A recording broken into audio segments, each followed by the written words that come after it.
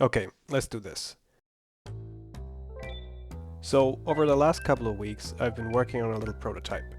It's a space combat game, and it's slowly getting to a point where it's actually becoming fun to play. So I thought I'd show it off a little and maybe document my process as I go along. For this devlog, we'll be looking at two things: movement and the weapons. Both of which are going to be in the player's hands pretty much constantly, so I wanted to start out with them. And please bear in mind, this is all a work in progress, some jank is to be expected. This isn't even close to a final list of features, not even for the things we're looking at today. There's going to be stuff added and removed as I move forward. But enough small talk, let's start out with part 1, movement. So, pitching and yawing is done with the mouse. It's pretty intuitive and already at a point where I think it feels pretty good. Basically, your ship turns where your mouse cursor is. You can turn your thrusters up and down, and you can also strafe left and right, up and down. And you can roll, of course.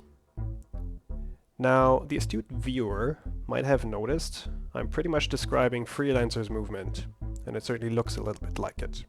That's no accident. It's a great system.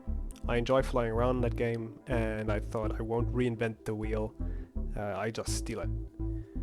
And the core of Freelancer's movement system is drifting. Once you enable drift mode, your engines turn off, but you maintain your momentum. Now you can turn around to shoot at targets that are following you, or you can do drift bys on larger or stationary targets. Part 2. Guns.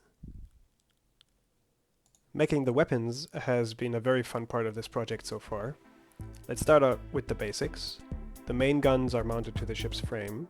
They shoot in turn, left and right, sending small, ultra-fast projectiles downrange. The gun's bore sight will indicate if you are aiming at a valid target by changing color and spinning. They're not gimbaled in any way, so to hit you have to have your ship facing the target pretty much head-on. The controls for this feel pretty good. Since the ship's turn rate is dependent on the mouse position, it can be adjusted very precisely. Following moving targets is not a problem. Now, these guns here are nice and all, but they're also a little bit boring. That's fine, I think. They're sort of going to be your main workhorse. They're simple, reliable, and nothing fancy. To make them more interesting, I thought I'd later on introduce different versions which have different fire rates and damage per shot, so you can have something that's more akin to a machine gun or something that's a rail gun. Right now it's somewhere in between.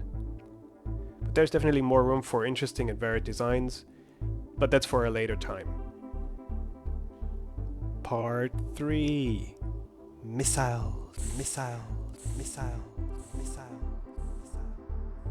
Now, to the cool stuff. I knew right away that I wanted to have some missiles. Here's where things got a bit more complicated on the code side, but also way more interesting. And they also look way nicer. Now, the 3DSs here are placeholders, of course, but I already like the VFX for some of them.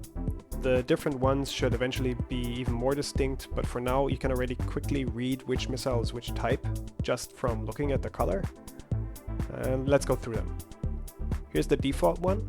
I call them hunter missiles. It can be in dumbfire mode. Without a target lock, it just goes straight until it runs out of fuel and detonates.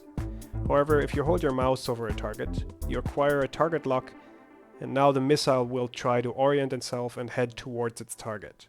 It has a limited turn rate, so if the target evades with a sharp enough turn, the hunter missile will miss. Usually it doesn't have enough fuel to make another approach, so it just blows up eventually. Next up, the burst missiles. When I started playing around with how the tracking for the missiles work, I found it a good idea to have them follow a more interesting path towards their target. So this one tracks similarly to the default one, but follows a more spiral trajectory. The launcher system also allows for tracking multiple targets and sending out a volley all at once. And it even lets you track the same target multiple times, so you can launch a bunch of them at the same target. The swarm missile launcher is a bit of an inversion of the one before. While the burst launcher allows you to slowly add missiles and targets to a volley, the swarm launcher has a set number of missiles in a volley. By default they all go to the single target that's locked. You can however paint multiple targets and the launcher will try to distribute them evenly amongst them. I still need to implement some UI feedback so you know which targets are locked. This goes for all launcher types. I think I'll have a little marker over all the locked targets, but I'm not quite sure yet how it's going to look like. Now the last two missile types that are already in the game are nicknamed the Destroyer Torpedo and the Silver Bullet. Both of these definitely need different and more impressive VFX, but the tracking behavior is already there and I think I can already show it off. The Destroyer Torpedo accelerates over the course of its lifetime. In the meantime, its ability to track targets degrades significantly. While it's generally able to aim itself towards a target, by the end of its flight it's basically a dumbfire missile. This will be balanced by its higher damage and range. However, it remains a weapon that's made for long-range bombardment of larger, less maneuverable targets. And last up, again, kind of an inversion. The Silver Bullet's ability to track only gets better over time. After a short delay it starts towards its target, and chances are if it's possible to get there within its lifetime, it will. The launcher is configured to not allow tracking the same target multiple times, and for good reason. It's a very costly weapon, but it's also a very precise and high damage weapon. The Silver Bullet also still needs more interesting special effects. Both it and the Destroyer Torpedo have a very specific role to play, and their visual effects should reflect that. Part 4. I have no outro, but I still want to say a few things. So that's all for today. There's still a huge amount of stuff to be done. The game obviously is in a very early state. It still lacks a bunch of content. I have more 3D assets in the pipeline, but I'm not very fast in producing them, and I have absolutely no sound yet, and I hope I can find someone to do it. Anyways, I hope you liked this early sneak peek. If you have some feedback to share, please feel free to do so, both on the game as well as the video. This devlogging is still absolutely new to me, but I might just try to make it a more regular thing. Also, please let me know if you're interested to see more of how these things actually work under the hood.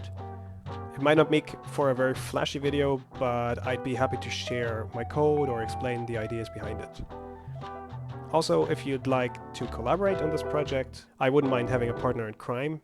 So if you're into making an arcadey space game, why not? And I'm not sure yet, but the next video is maybe going to be about how the enemy AI works. I've been working on that a little bit. But yeah, see you then. Bye!